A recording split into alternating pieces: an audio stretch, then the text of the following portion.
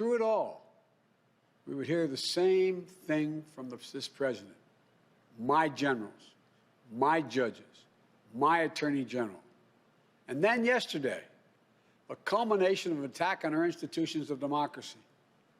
This time, the Congress itself, inciting a mob to attack the Capitol, to threaten elected representatives of the people of this nation, and even the vice president, to stop the Congress from ratifying the will of the American people in a just completed free and fair election.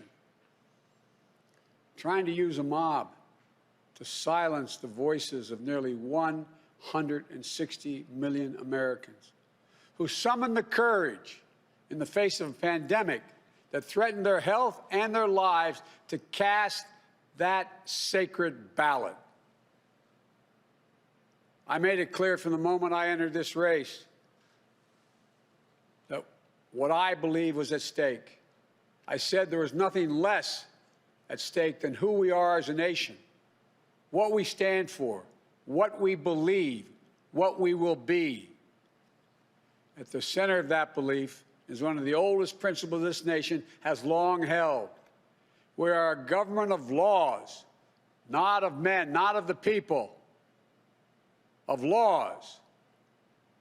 I said it many times in the campaign. Our democratic institutions are not relics of another age. They're what sets this nation apart. They're the guardrails of our democracy. And there's no president. That's why there is no president who is a king.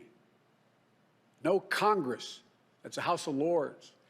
A judiciary doesn't serve the will of the president or exist to protect him or her. We have three co-equal branches of government. Co-equal. Our president is not above the law. Justice serves the people. It doesn't protect the powerful. Justice is blind. What we saw yesterday in plain view was another violation of the fundamental tenet of this nation. Not only do we see the failure to protect one of the three branches of our government, we also saw a clear failure to carry out equal justice. I'm not sure if you used to say in the Senate, excuse a point of personal privilege. A little over an hour and a half after the chaos started, I got a text from my granddaughter, Finnegan Biden, who's a senior in her last semester at the University of Pennsylvania.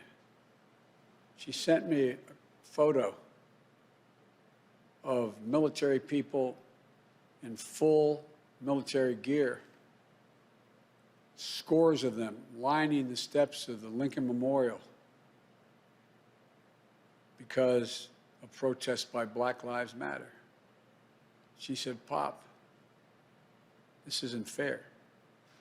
No one can tell me that if had been a group of Black Lives Matter protesting yesterday, they wouldn't have been treated very, very differently than the mob of thugs that stormed the Capitol."